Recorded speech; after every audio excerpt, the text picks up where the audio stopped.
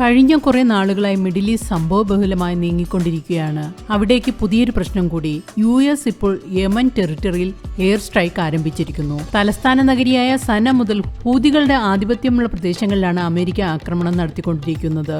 US തന്നെയാണ് ഇക്കാര്യം പുറത്തുവിട്ടിരിക്കുന്നത്. ഹൂതികളുടെ പ്രവർത്തനങ്ങളെല്ലാം തുറമുഖ നഗരങ്ങളെ കേന്ദ്രീകരിച്ചാണ്. കഴിഞ്ഞ മാസം ഇസ്രയേലും തുടർച്ചയായി ഹൂതികളെ ആക്രമിച്ചിരുന്നു. തങ്ങൾക്ക് ചുറ്റും ചെല്ലും ചെലവും കൊടുത്താണ് ഇറാൻ ഇത്തരം തീവ്രവാദ ഗ്രൂപ്പുകളെ വളർത്തിയെടുത്തിരിക്കുന്നത്. ഇവയുടെ വളർച്ച മിഡിൽ ഈസ്റ്റിലെ ജനങ്ങളുടെ സമാധാന ജീവിതത്തെയാകെ തകർത്തു കഴിഞ്ഞു. ഇറാന്റെ ഈ ശക്തി ദുർഗങ്ങളെ തകർക്കലാണ് ഇസ്രയേലും US ഇപ്പോൾ ചെയ്തുകൊണ്ടിരിക്കുന്നത്. ഇസ്രയേൽ കഴിഞ്ഞ 6-7 മാസമായി ഹമാസിനെ തകർക്കുന്നതിലാണ് ശ്രദ്ധ കേന്ദ്രീകരിച്ചിരുന്നത്. ഹമാസിന്റെ തലവന്മാരെയെല്ലാം തുടച്ചു നീക്കി. അത് കഴിഞ്ഞ് നേരെ ഹിസ്ബുള്ള തീവ്രവാദികൾക്ക് നേരെ ആക്രമണം തുടങ്ങി. ഹിസ്ബുള്ളയുടെ തലവന്മാരെയും ഒഴിപ്പിച്ചു. ഇപ്പോൾ ഇസ്രയേൽ ഹൂതികളുടെ നേരെ തിരിയുന്നതാണ് കാണാൻ കഴിയുന്നത്. അതിനു പിന്നാലെയാണ് US സെൻട്രൽ കമാൻഡും തങ്ങൾ ഹൂതികളുടെ 15 കേന്ദ്രങ്ങളിൽ എയർ സ്ട്രൈക്ക് നടത്തിയതായി അറിയിക്കുന്നത്.